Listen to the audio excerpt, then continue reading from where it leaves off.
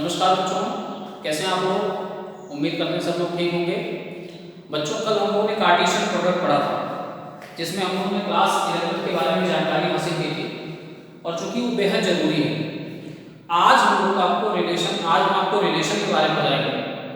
और देखिए 12वीं क्लास में जो है वो टाइप्स ऑफ रिलेशन, लेकिन अभी हम लोग सिर्फ रिलेशन के बारे में पढ़ेंगे। क्यों? क्योंकि जब तक हमको रिलेशन नहीं मालूम होगा तब तक हमको टाइप्स ऑफ रिलेशन के बारे में जानकारी नहीं हो सकती। और रिलेशन हम लोग पहले 11वीं क्लास में पढ़ चुके हैं, लेकिन फिर भी एक रिवीजन हम लोग उसका करेंगे। तो चैप्टर हमारा चल रहा था 1 रिलेशन एंड फंक्शन।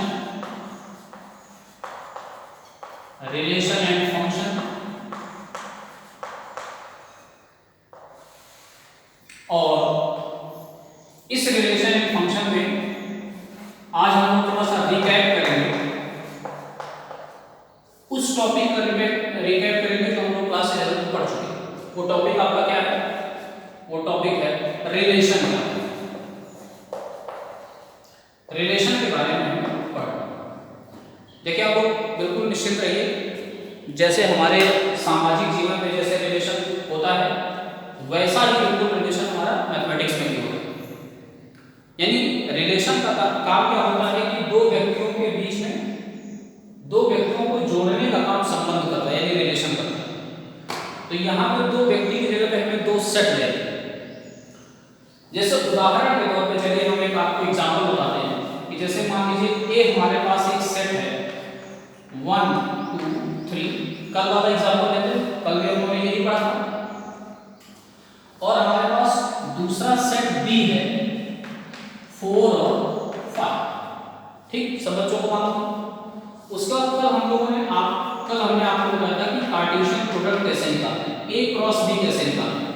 तो आपको मालूम है कि ए क्रॉस बी में ऑर्डर पेयर्स आएंगे 1, 4 1, 5 2, 4 2, 5 3, 4 और 3, 5। ये हमारा कार्टेशियन प्रोडक्ट है। अब आप इस कार्टेशियन प्रोडक्ट में आप लोग गौर से देख रहे होंगे कि जो पहला एलिमेंट है वो सेट ए का है और जो दूसरा एलिमेंट है वो सेट बी का है। अब हम रिलेशन को डिफाइन करने जा रहे हैं कि रिलेशन क्या होता है। तो देखो बच्चों, रिलेशन जो है वो एक प्रकार का नियम है, संबंध है, एक रूल है, जिसका काम ये होता है कि सेट ए के एलिमेंट को सेट बी से कनेक्ट करना। रिलेशन का काम क्या होता है? दो सेट के एलिमेंट्स को आपस में जोड़ने का काम रिलेशन का होता है। आपको सबको मालूम है कि इसमें टोटल 6 ऑर्डर्ड पेयर आए हैं। अब अगर हम आपसे कहें कि चलिए एक रिलेशन को हमने आर से लिखा, तो क्लास 11 में इतना तो पढ़ ही चुके हैं कि रिलेशन को हम लोग आर से लिखते हैं और आर का काम क्या होता है? ए के एलिमेंट को बी के एलिमेंट से जोड़ना, ऐसे बी के एलिमेंट को भी ए के एलिमेंट से जोड़ सकते हैं। तो मान लेते हैं कि हमारा आर नाम का कोई रिलेशन है जो सेट ए को कनेक्ट कर रहा है सेट बी से, एंड इसको हमने ऐसे किया डिफाइंड एज, जैसे मान लीजिए हमने आर में लिखा कि आर में वो सारे ऑर्डर्ड पेयर्स आप ले लीजिए, वो सारे ऑर्डर्ड पेयर आप ले लीजिए जिसमें mod x - 5, इसका मतलब ये दोनों एलिमेंट जो हैं इनके अंतर का मॉडुलस इज इवन। अब आप गौर से, चूंकि r क्या है? a का रिलेशन है b से। अब हमको ऐसे ऑर्डर पेयर यहां से छांटने हैं जैसे 1, 4। तो 1, 4 में अगर 1 और 3 का मॉड हम लेते हैं तो मॉड का मतलब आप सब बच्चे समझ जाएंगे, सिंपल अंतर होता है बस। तो 1 में से 1, 4, तो अगर हम 1 में से 4 हटाएंगे तो उत्तर क्या आएगा? 3 आएगा। इसका तात्पर्य है कि 3 हमारा क्या है? तो ऑड नंबर है, जबकि हमको चाहिए क्या? Even number. इसका मतलब सेट ए का ये पहला एलिमेंट सेट बी के इस वाले एलिमेंट से कनेक्टेड नहीं है इस संबंध द्वारा। क्यों? क्योंकि जब हम 1, 4 को इस डेफिनेशन पर लाकर तोलते हैं when we try to satisfy this ordered pair by the defined definition, then the result is wrong. It means that 1 comma 4 will not be in this set. Then now think over about 1 comma 5. Then what is the difference of 1 and 5? That is 4, which is an even number. Now we have to list out all the ordered pairs listed in the set of A into B, A cross B, which is going to satisfy this particular definition. So now we will find 1 comma 5 because the difference is even. In the same way 2 comma 4, yes, the difference of 2 and 4 is also an even number. So 2 comma 4. Now 2 comma 5, this will be odd. 3 comma 4, this will be odd, and 3 comma 5. Any problem? Now you have seen that one of the set A is related to the 5 of the set B by this relation. 2 of the set A related to the 4 of the set B by this relation. Out of 6 ordered pairs, you can observe here that only 3 are satisfying this relation R. So that is why, suppose this is the relation R1, then this will be the tabular form of relation R. Now let's think over another relation R2. Suppose R2 is the set of ordered pairs such that mod x minus y is, now let's take odd number. Now you can easily tell that we have to take only those ordered pairs from this set which satisfy the particular definition. Now 1 comma 4, the modulus will be of course odd, therefore 1 comma 4 will belong to set relation R2. 1 comma 5, again even number. 2 comma 4, again even number. 2 comma 5, that is 3, is an odd number. 3 comma 4 is again an odd number. This is the example of one relation. This may be the another relation, but what you generally observe that in both of the example we are trying to connect the element of the set A to the element of the set B. Now let's consider one more example, that is R3. Let's take all the ordered pairs x comma y such that x is less than 1. Now let's see that how many ordered pairs are going to satisfy that particular relation. Then 1 is less than 4, means 1 will be related to 4 via relation R3.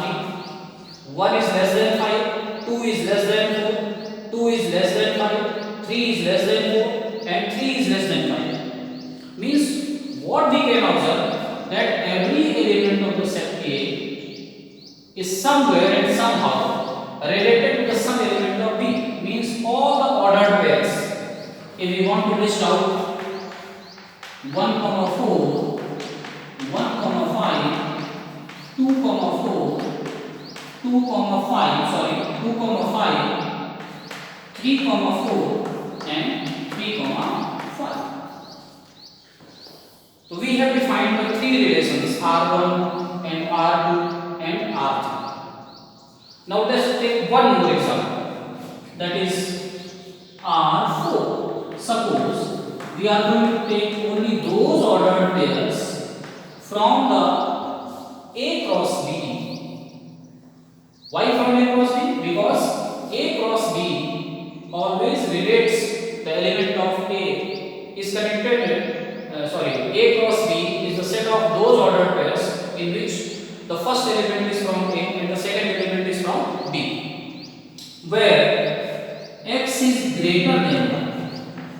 Now you just see that how many ordered pairs are there in A cross B whose first component is surely greater than that of the B.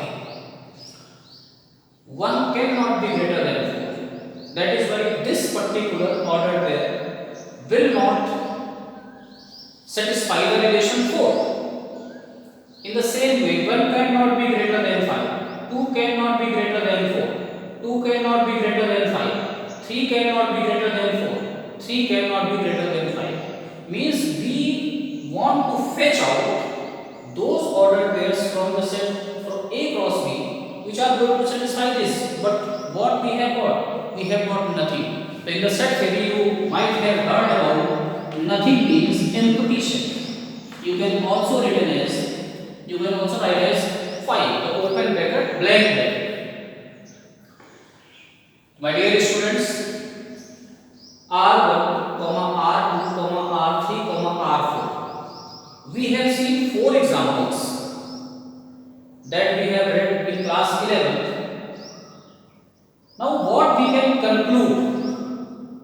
Either you think about R1 or R2 or 3 R4. Means all the 4 relations are the subset of A cross. This is very important. What I am going to tell you that among the all 4 examples that have been taken over here to understand the definition of relation, dear students, what we have concluded that R1 means we can write that R1 is subset of A cross B. Okay, any problem? I think everyone is ready.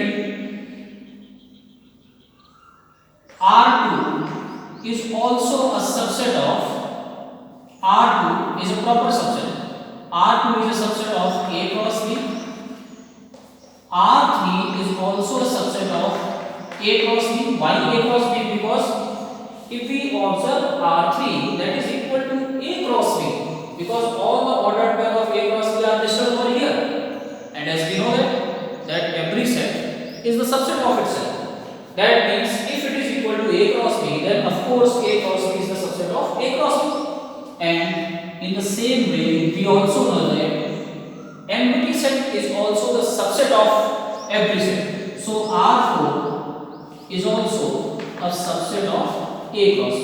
Now I think that you are going to know the definition of relation. That what is the definition of relation? If we have 2 non-empty sets A and B, then a relation is a rule which connects the element of A to the element of B, and more precisely we can say that every subset of A cross B. यानी relation को हम क्या कह सकते हैं? The subset of A cross B is known as relation from A to B.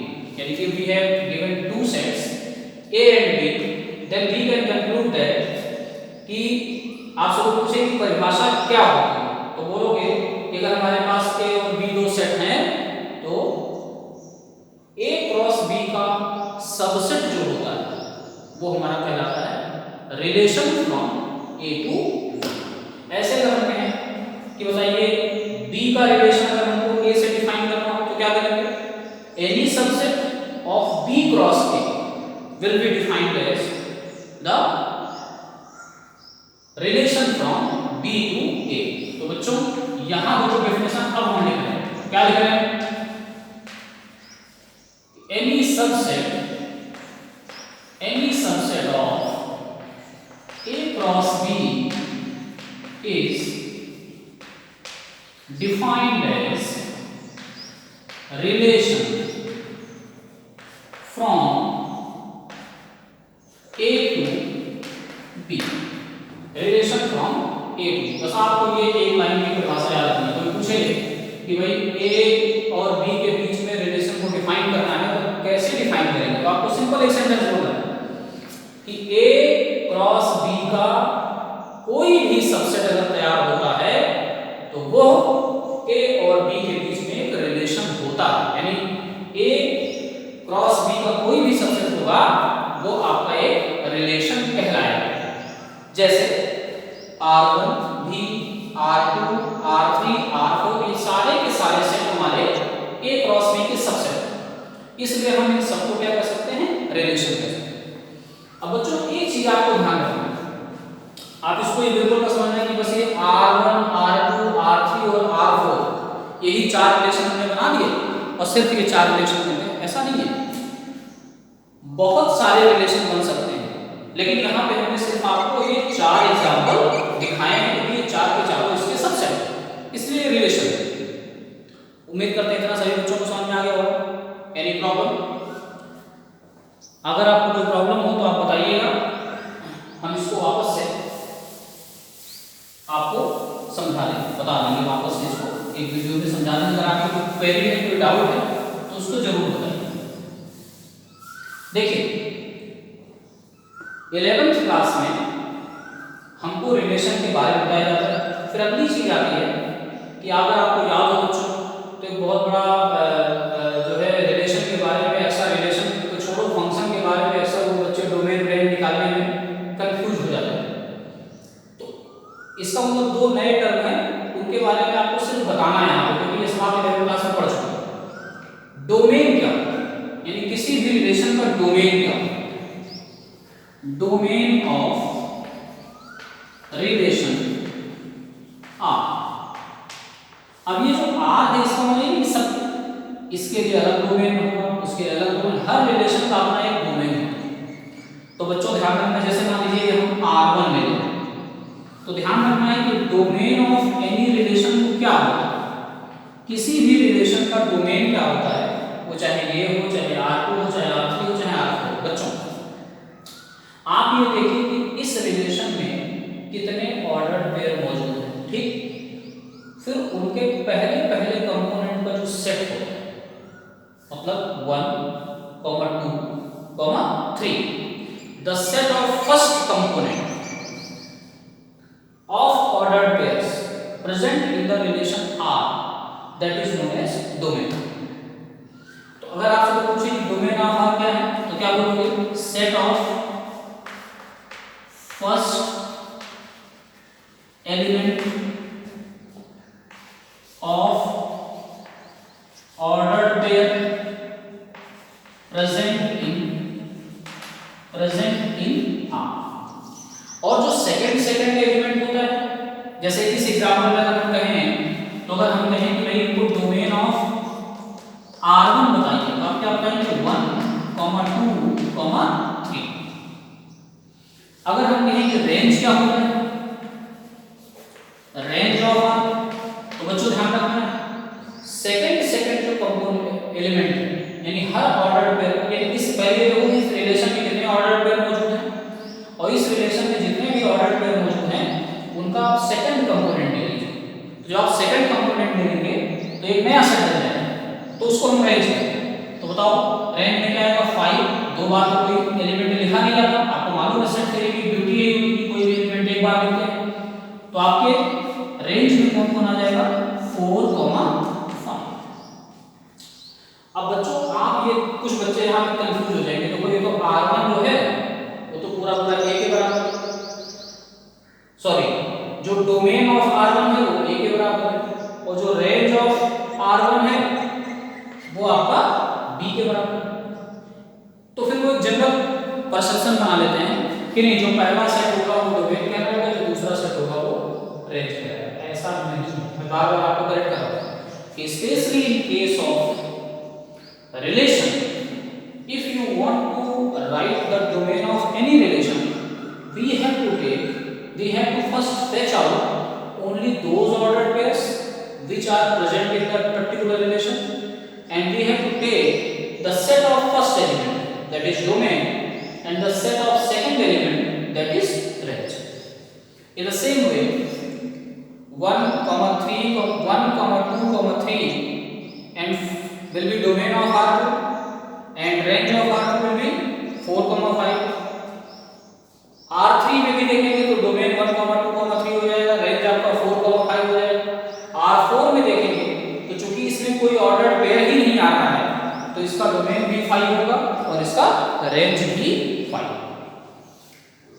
उम्मीद करते हैं ये सभी बच्चों को समझ में आ गया होगा। परिभाषा क्या होती है, A क्रॉस B का कोई भी सबसेट होगा वो A से B का रिलेशन कहलाएगा। दूसरा, किसी भी रिलेशन में जितने भी ऑर्डर्ड पेयर मौजूद हैं उनके पहले कंपोनेंट का सेट बना लें तो डोमेन हो जाएगा, दूसरे कंपोनेंट का सेट बना लें तो वो रेंज हो जाएगा।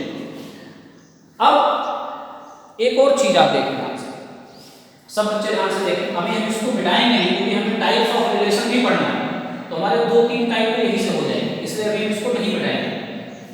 अब आप एक और चीज देखें, कभी कभी किताब में बच्चों देखो जैसे लिखा हुआ है, जैसे मान लीजिए आप देख रहे हैं कि 1,5 R1 में, यानी 1,5 बिलोंग्स टू R1। इसका मतलब क्या हुआ कि R1 जो भी परिभाषित संबंध रहा हो, यानी R1 जो भी डिफाइंड रिलेशन रहा हो, उस रिलेशन को पहले सेट के 1 में और दूसरे सेट के 5 में मिल करके सेटिस्फाई किया, यानी ये दोनों उसी संबंध से संबंधित हैं।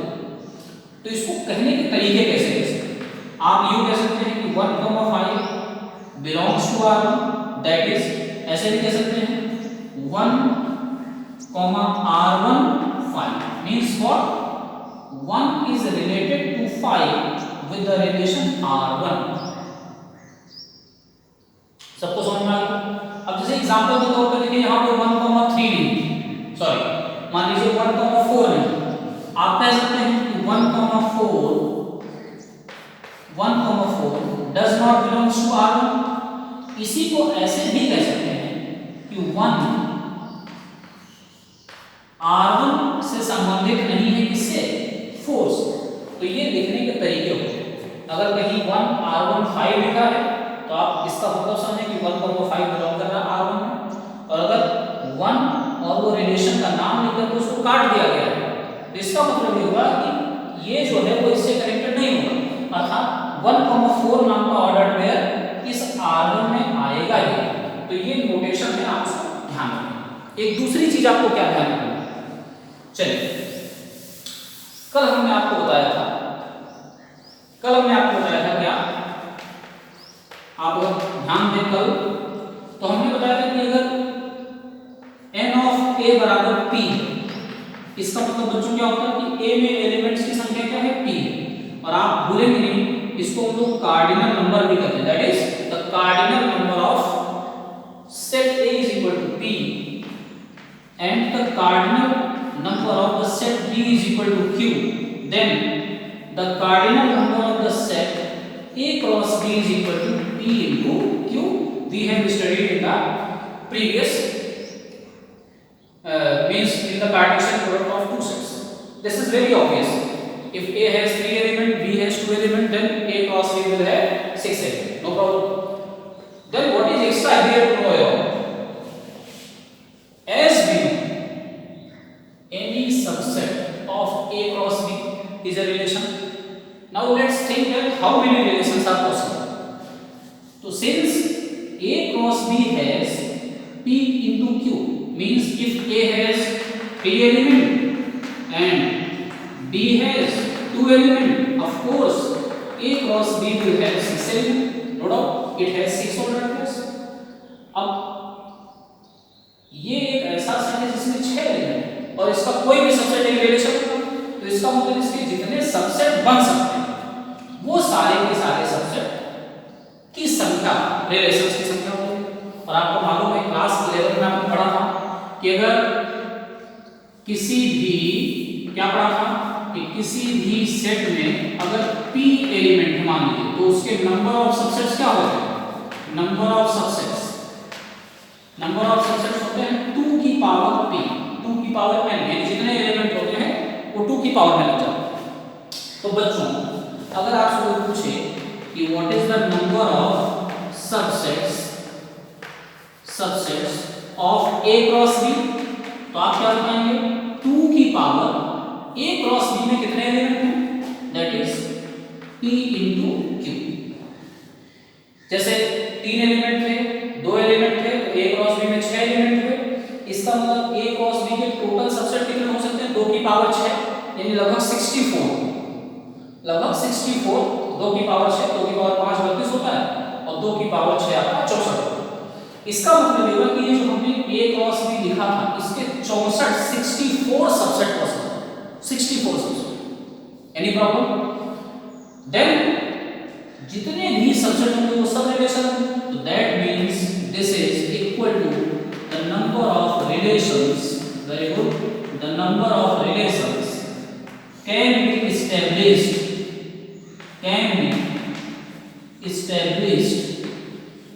between A and B। एक ऑब्जेक्टिव क्वेश्चन आपके यहाँ पूछ दिया जाएगा कि अगर हमारे सेट A में 3 एलिमेंट है और सेट B में हमारे 2 एलिमेंट, तो बताओ बच्चों A और B के बीच में हम कितने रिलेशन बना सकते हैं। तो आपको क्या बोलना है, 3 इसमें से 2 इसमें से, तो A क्रॉस B में कितने हो जाएंगे, 6 एलिमेंट हो जाएंगे।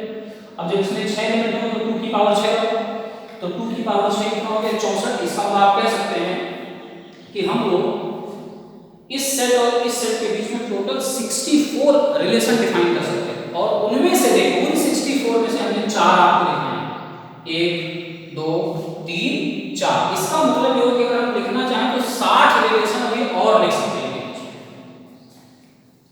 मींस बहुत छोटे छोटे सेट हैं तब भी उनके बीच में रिलेशंस की संख्या क्या होगी, बहुत ज्यादा होगी। और हर बच्चे समझेंगे, क्या समझेंगे कि ये जितने भी सबसेट बनेंगे उनमें से एक सबसेट हमेशा क्या होगा, फाई होगा, और दूसरा सबसेट हमेशा क्या होगा, खुद A क्रॉस B के बराबर। इसका मतलब जैसे 64 सबसेट बने, इसका मतलब हम A और B के बीच में 64 रिलेशन सेट कर सकते हैं और उनमें से 2 रिलेशन में पहले से मालूम कि एक में कुछ नहीं आएगा और एक में A क्रॉस B का सब कुछ आ जाएगा। तो इनके खास नाम देखिए, ऐसा रिलेशन A और B के बीच में बनाया गया ऐसा रिलेशन जिसमें A क्रॉस B का एक भी एलिमेंट ना आए बच्चों, ऐसे रिलेशन को हम लोग बोलते हैं एम्प्टी रिलेशन। क्या बोलते हैं, एम्प्टी रिलेशन। अभी टाइप्स ऑफ रिलेशन हमको ये बताना था कि आप अभी समझ लेंगे, अब आपको एम्प्टी रिलेशन ही बताएंगे। एम्प्टी रिलेशन क्या होता है, ऐसा रिलेशन जिसमें A क्रॉस B का एक भी ऑर्डर पेयर ना आए, वो हमारा एम्प्टी रिलेशन कहलाता है। और दूसरा एक ऐसा रिलेशन जिसमें सारे के सारे एलिमेंट आ जाए, तो ऐसे को हम लोग बोलते हैं यूनिवर्सल रिलेशन। क्या बोलते हैं बच्चों, यूनिवर्सल रिलेशन। और आप ध्यान रखें कि A और B के बीच में कितने भी रिलेशन बने उसमें एक एम्प्टी और एक universal, there will be always 2 relation exist between any two sets. Other than these two, there will be several relations, but these two relations will always exist between any of the two sets. Means empty relation, and it will consist empty relations, and second is universal relation. Universal relation. This is universal relation. Therefore, we can say that इनको हम लोग बच्चों याद रखो, इनको हम trivial relation भी कहते हैं। तो आप यहाँ पूछ लीजिए कि ट्रिवियल रिलेशन क्या होता है, तो आप बता देना कि बहुत सारे रिलेशन बनेंगे 2 सेट के बीच में, लेकिन उनमें से 2 रिलेशन ऐसे होंगे एम्प्टी और यूनिवर्सल, इनको हम लोग ट्रिवियल रिलेशन कहते हैं। एक बार में 30 सेकंड के अंदर आपको बताता हूँ। A क्रॉस B का कोई भी सबसेट रिलेशन कहलाता है। A में 3 एलिमेंट, B में 2 एलिमेंट है, तो A क्रॉस B में 6 एलिमेंट होगा, तो 2 की पावर 6 लगभग 64 रिलेशन बनेंगे। उसमें से 4 हमने आपको समझाए और इन चारों में ये 2 खास हैं। एक ऐसा है जिसमें A क्रॉस B के सारे एलिमेंट आ गए और एक ऐसा जिसमें A क्रॉस B का एक भी एलिमेंट नहीं है, तो इनको हम एम्प्टी रिलेशन और क्या बोलते हैं, यूनिवर्सल रिलेशन। ये आपको ध्यान रखना है। 2 की power number of element in P and in A cross B, that will be equal to the number of subsets, that is equal to the number of relations that can be established between A and B. And the पहला component जो होगा उसका set बनाएंगे तो हमारा domain कहलाएगा, और जो दूसरा कंपोनेंट होगा वो हमारा रेंज कहलाएगा। इस वीडियो में हमने समझा कि रिलेशन की परिभाषा क्या होती है, रिलेशन का एग्जाम्पल क्या होता है, डोमेन क्या होता है, रेंज क्या होता है, और एम्प्टी रिलेशन क्या होता है, और यूनिवर्सल रिलेशन क्या होता है। ये आपको टाइप्स में पढ़ाया जाता, लेकिन अभी समझे आपने उसको इसी में पढ़ लिया। अब हम इसके अलावा जो पढ़ाएंगे वो टाइप्स ऑफ रिलेशन पढ़ेंगे। Thank you.